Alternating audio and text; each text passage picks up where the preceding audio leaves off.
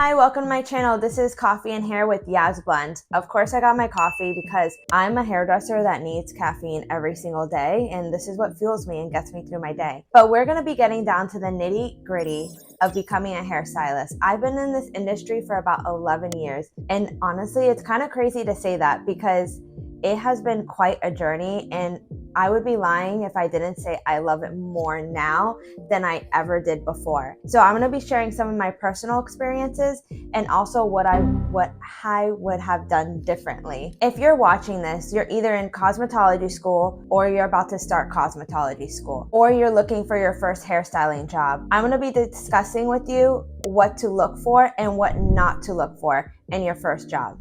You're probably out there looking for your first cosmetology school to go to. And I'm here to tell you, you do not need to look for like the best of the best or a name brand like Aveda, Paul Mitchell. You just need to find a school that fits you and that fits your vibe and that's right for you. You want to make sure that the teachers are very attentive.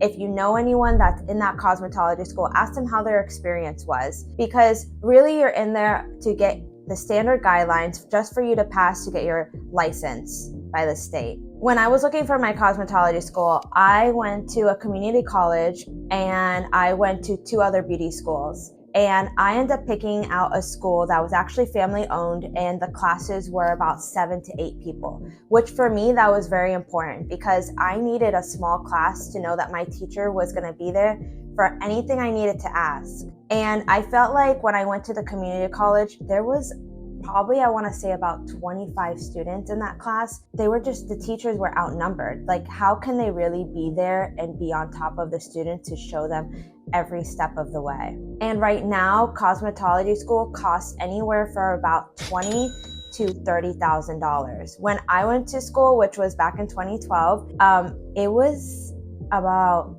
$12,000. And luckily, I was able to get some grant money. So I had half of my school paid for, and the rest I paid for with loans, which if you're able to get grant money, go for it, try it, get that money from the government that can help you out, because why not? I did the day program with cosmetology school and it took me about 10 months. So they offer day programs and night programs. The night program will take you longer, so it's usually about a year to a year and a half, but it also depends on your state.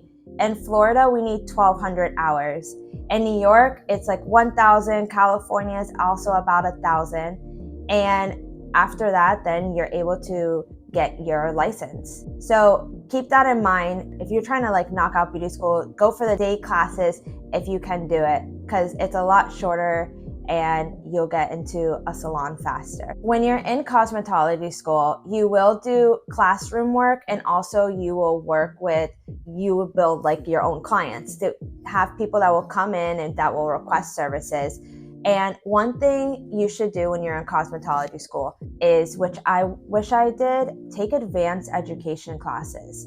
Like, go and like excel yourself even more. Go to beauty shows. That way you can see what's trending and all the new stuff that's out there, because you can really get inspired as well. And also, don't limit yourself. Don't say, you know what, I'm just going to specialize just in color. Learn everything. Like, keep an open mind. Do extensions, do color, do hair cutting.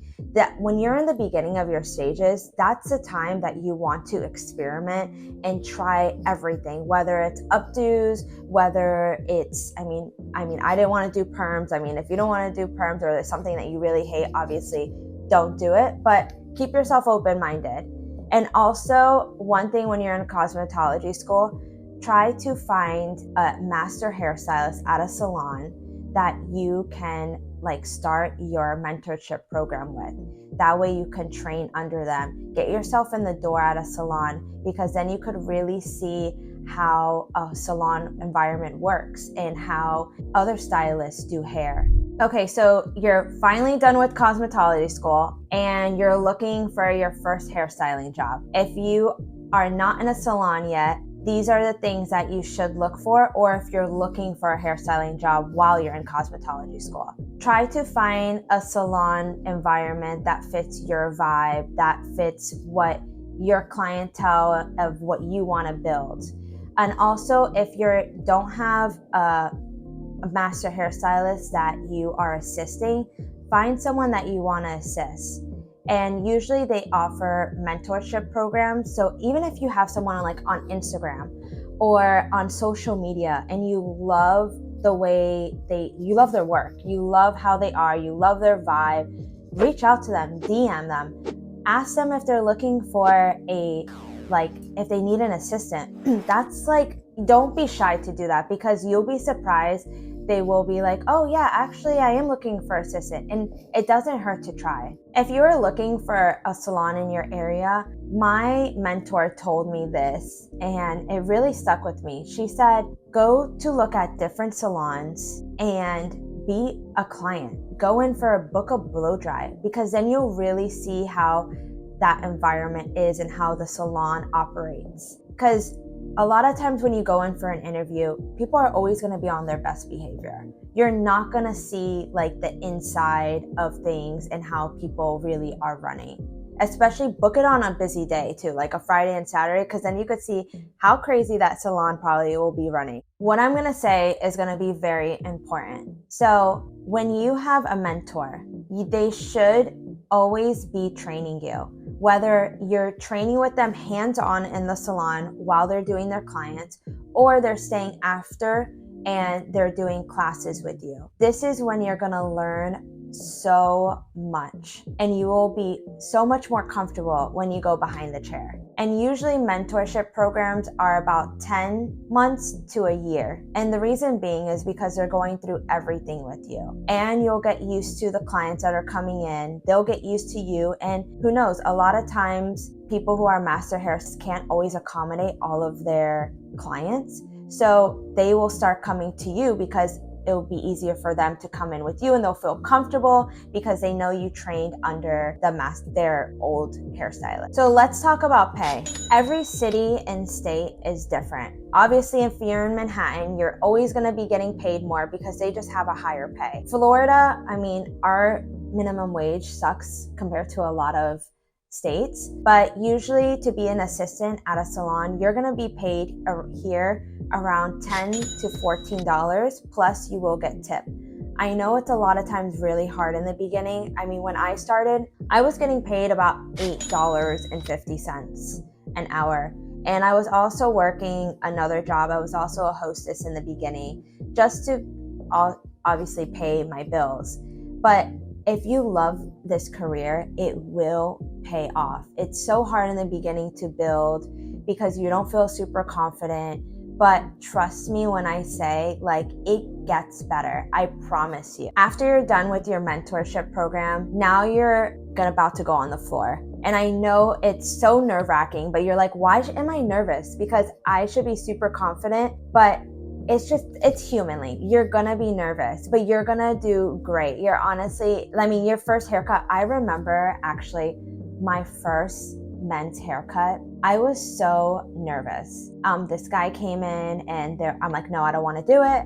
I'm not doing this guy. I don't know. And my mentor was like, you got this. You're fine. You're going to be fine. And I was doing that haircut probably for over an hour. And the guy at the end ended up loving his haircut. And he came back to me and rebooked and stayed with me until he moved out of the state. And it's crazy to think about now because I was so nervous, and he told me that I ended up telling him later on, I was like, you were my first men's haircut. And he's like, really? You seem so confident. And I was like, I'm like, yeah, maybe on the outside, but inside I was shitting myself.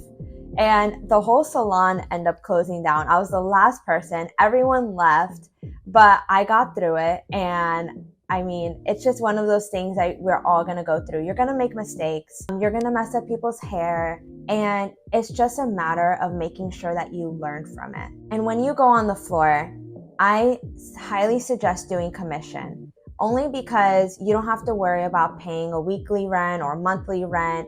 You just have to worry about building your clientele. Because to have the stress of paying rent plus building a clientele is I feel it's anxiety central. You are going to do amazing.